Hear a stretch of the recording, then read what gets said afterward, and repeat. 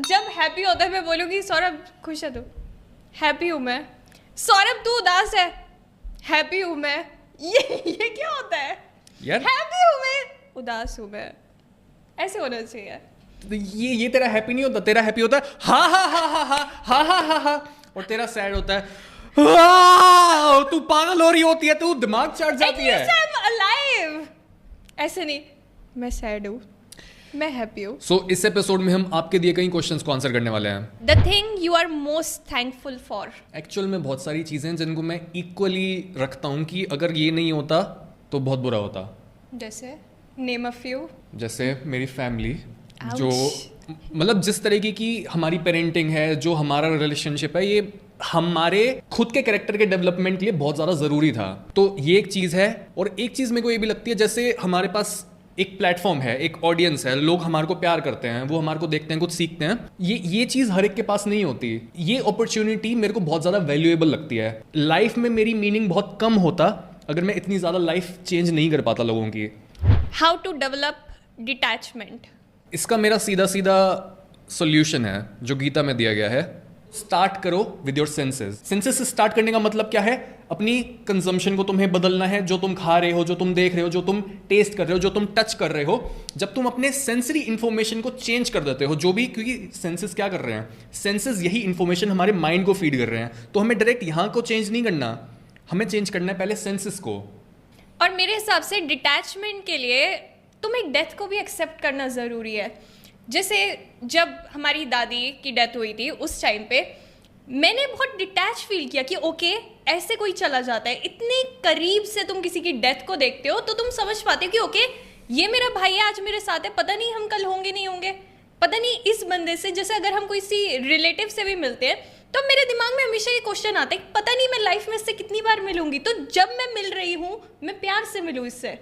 और जब तुम्हें पता ही नहीं है कुछ, तुम प्यार भी कर रहे हो बट तुम्हें पता है तुम्हारे इस पे कोई हक नहीं है, तुम इसको हमेशा अपने पास नहीं रख सकते।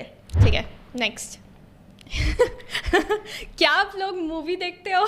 नहीं यार, हम इंसान थोड़ी हैं। हम मूवीज देखते हैं बट हम ज्यादा मूवीज नहीं देखते। आई गेस उसने जिसने पूछा है इसलिए पूछा है क्योंकि हम वैसे लगते हैं जो हमेशा काम काम काम कर रहे हो। आप दोनों सिबलिंग्स में झगड़े नहीं होते क्या? और सौरभ भैया बचपन से सीरियस रहते हैं। मैं सीरियस नहीं हूँ, मैं स्टेबल हूँ। इसको पता नहीं लोग सीरियस होना क्यों कहते हैं। But you look serious. ठीक है, मेरे हिसाब से तो मैं हंस रहा होता हूँ, स्माइल कर रहा हूँ, तो इतना नहीं करना होता ना। वो पागल लगता है बंदा। मतलब तू ठीक लगती है। यार लोग सोचेंगे तू मुझे पागल समझता है। नहीं, सुरभि स्मार्ट है, सुरभि मेरे से ज्यादा वाइज है। अच्छा, हमारे झगड़े होते हैं, इस बारे में कुछ बोलना चाहिएगा? यार हर भाई बहन के झगड़े होते हैं। हमने एक एपिसोड बनाया था थोड़े टाइम पहले, उसमें हमने आधा एपिसोड बनाया, बीच में हमारा कोई आर्ग्यूमेंट होना शुरू हो गया। आधे पौने घंटे हमने आर्ग्यूमेंट किया, दोनों की लड़ाई हो रही है, वीडियो रुका पड़ा है। एक्चुअल में उस सारी की रिकॉर्डिंग हुई है, हम लड़ रहे हैं, और उसके बाद हमने सारी बात सॉल्व की एंड फिर से हमने वीडियो कंटिन्यू की।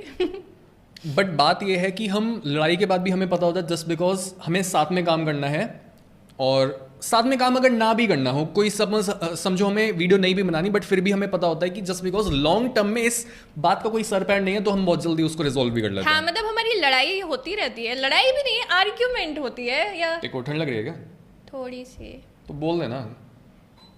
मुझे पता भी नहीं चला मुझे ठंड क्यों लग रही है। ऐसे हो रही है सुरभि। तुझे पता है मेरे को जल्दी ठंड लग जाती है। फीमेल्स अपनी फेमिनिन साइड से कैसे कनेक्ट हो सकती है?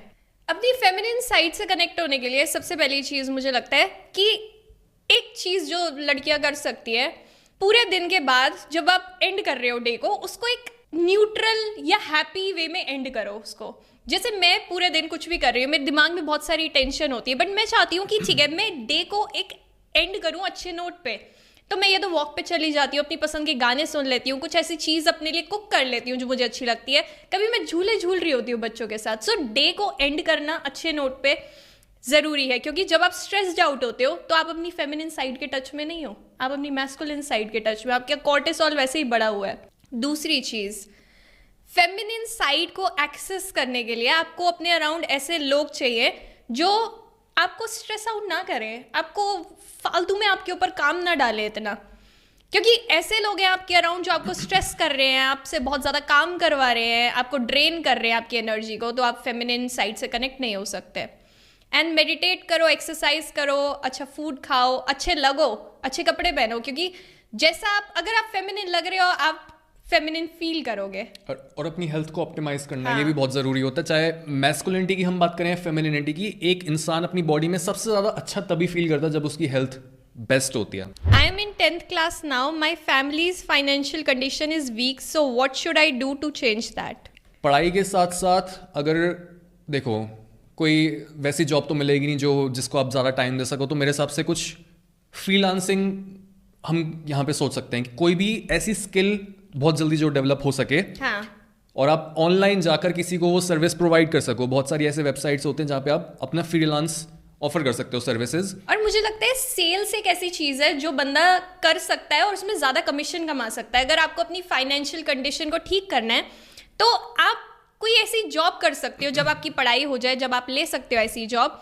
सेल्स की जॉब एक ऐसी चीज़ है जिसमें आपको कमीशन मिल जाएगा, उसमें आपको कोई बड़ी डिग्री की ज़रूरत नहीं होगी, जितना आप कंपनी के लिए सेल करोगे उतना आपको कमीशन ज़्यादा मिल सकता है, तो उसमें आप ज़्यादा कमा और सकते हो। सपोज अगर एक इंसान अभी मतलब वो पढ़ाई पूरी ना करने के बजाय अभी वो बोल रहा है कि राइट नाउ घर में ज़रूरत है, तो पार्ट टाइम ये भी कर सकता है कि बहुत सारे एफिलिएट प्रोग्राम्स होते हैं कि ऑनलाइन कोई प्रोडक्ट बेच रहा है उसको उसकी कोई कमीशन मिल जाएगी, कोई कोर्स बेच रहा है उसकी लोग कमीशन देते हैं। बहुत सारे ऐसे प्रोग्राम्स होते हैं, सेलिंग का हर जगह पे आपको कुछ ना कुछ मिल जाएगा। सेल्स अगर आपको आती है, नहीं आती तो डेवलप कर लो स्किल को, और ये चीज बहुत हेल्प कर सकती है और आपको। वो प्रैक्टिस के साथ डेवलप होगी।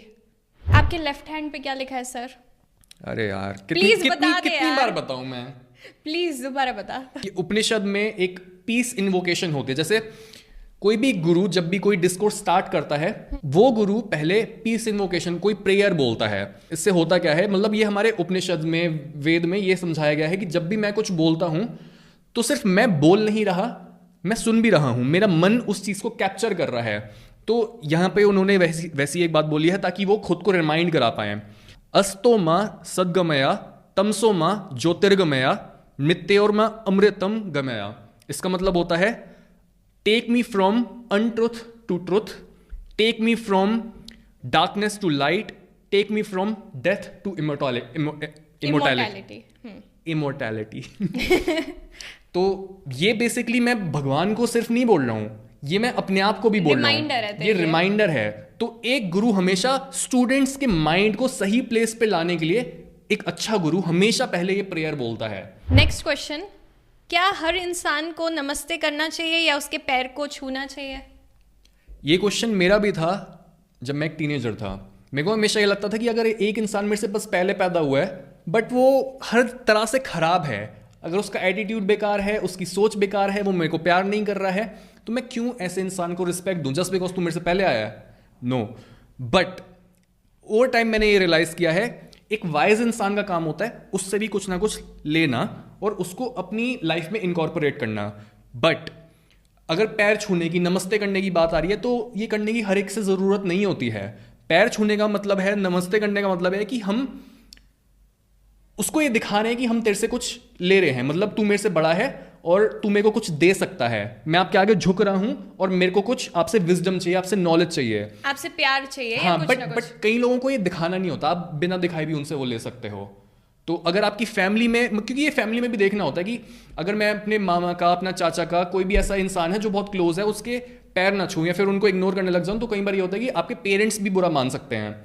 तो अगर वो बुरा नहीं मान रहे तो मे बी आपको ज़रूरत नहीं है, ये चीज़ भी देखनी पड़ेगी। और ये ना सामने वाले पे भी डिपेंड करता है, मुझे लगता है। जैसे कई लोग होते हैं बहुत ही बिटर से होते हैं, तुम्हें ढंग से देखते भी हैं, एक्नॉलेज नहीं करते कि तुम प्रेजेंट भी हो वहां पे। बट अगर तुम उनके पैर नहीं छूओगे, देखो कैसे बच्चे हैं ये सिखाया तुमने इन्हें। हाँ, बट मुझे लगता है सामने वाला अगर वेलकमिंग होता है, प्यार दे रहा होता है, हम खुद जाके उसको नमस्ते कर लेते हैं, पैर छू लेते हैं, तो लोगों को भी ये चीज़ समझनी चाहिए कि अगर तुम प्यार दोगे तो तुम्हें प्यार मिलेगा, तुम्हें रिस्पेक्ट मिलेगी। क्या चीज़ें आपने लेट लर्न की हैं रिलेशनशिप्स के बारे में? मेरे हिसाब से मैंने ये चीज़ लर्न की है कि प्यार सिर्फ रिलेशनशिप में काफ़ी नहीं है, बहुत सारी चीज़ें उसके अलावा भी चाहिए अगर आप चाहते हो रिलेशनशिप वर्क करे। रिस्पेक्ट होनी चाहिए, सेम वैल्यूज़ होनी चाहिए, बहुत सारी चीज़ें चाहिए। जैसे मूवीज़ में दिखाया जाता है कि अगर प्यार है हर चीज़ वर्क कर जाएगी, रियल लाइफ में ऐसा नहीं होता। कई बार ऐसा होता है कि आप भी प्यार करते हो, आपकी तरफ से पूरा प्यार है, सामने वाले की तरफ से है, बट स्टिल चीज़ें वर्क नहीं कर पाती। मैं बोलूँगा मैंने रिलेशनशिप्स में दो चीज़ें सीखी हैं, मतलब एक रिलेशनशिप के बारे में और एक अपने बारे में। पहली चीज़ ये कि कभी भी उस इंसान के साथ सेटल नहीं करना चाहिए जिसके साथ आप बस सेटल ही कर रहे हो। बहुत बार मैंने ऐसे अपने रिलेशनशिप में ये करने की कोशिश करी है कि इसमें कई चीज़ें अच्छी हैं बट बाकी चीज़ें जो मेरे को एक्चुअल में चाहिए लेकिन वो इसमें है नहीं, वो मैं फिर भी एडजस्ट कर लूँगा, इसको मैं जैसे भी मना लूँगा या फिर बेटर कर चेंज करने की कोशिश कर हाँ। लूँगा। बात ये आप चेंज करने में, दूसरे को ग्रो करने में मदद कर सकते हो, बट अगर वो बहुत ज़्यादा दूर है उस पॉइंट से जहाँ पर आप उसे लाना चाहते हो तो ये दिक्कत हो जाती है। ट्रू। बहुत सारी ऐसी हैबिट्स होती हैं जिससे वो दूर दूर तक उसको पता ही नहीं होता कि अच्छा तुझे ये चाहिए, वो मैं तो नहीं बन सकता। तो शुरू में ही ये आपको क्लियर होना चाहिए कि ठीक है, अगर ये नहीं बन सकता तो मेरे को नहीं आना इसके साथ, क्योंकि आगे चल के बहुत ज़्यादा प्रॉब्लम होगी। दूसरी चीज़ मैंने अपने बारे में सीखी, जब भी ब्रेकअप हुआ है मेरा, बाद में मेरी एक्सेस, मतलब हर एक एक्स नहीं लेकिन कई एक्सेस का वो वाला एटीट्यूड होता था कि अब तू एक्स है, नाउ आई हेट यू। मतलब ऑटोमेटिकली कुछ भी चाहे किसी भी नोट पे एंड हो, और मेरे रिलेशनशिप ठीक ही एंड होता है, मतलब कोई ऐसे ज़्यादा कलेश करके हाँ। नहीं। बट मेरे को ऐसा फील हुआ है, मैं किसी को हेट नहीं करता, मैं एक्चुअल में सबको प्यार करता हूँ। मेरी सारी एक्सेस को मैं अभी भी इक्वली प्यार करता हूँ। Same. Last question, how to become a high value man in your 20s? एक हाई वैल्यू मैन को मैं इक्वेट करता हूँ डिसिप्लिन के साथ। मेरे दिमाग में पता है, जब भी मैं डिसिप्लिन के बारे में सोचता हूँ एक इमेज आती है। किसकी? जो एक एनिमेटेड मूवी थी, एनिमे मूवी थी, the legend of Prince Ram, ठीक है। उसमें एक सीन था जहाँ पे राम जी तपस्या कर रहे होते हैं। वो बस बैठे होते हैं, लहरें उठ रही होती हैं और सारे वानर उनको मिलकर देख रहे होते हैं कि ये तपस्या कर रहे हैं। और मेरे दिमाग में हमेशा वो चीज़ आती है, कोई भी लाइफ में प्रॉब्लम होती है, आई एम लाइक दिस, मतलब डिसिप्लिन, मैस्कुलिनिटी को मैं उसी चीज़ से जोड़ता हूँ।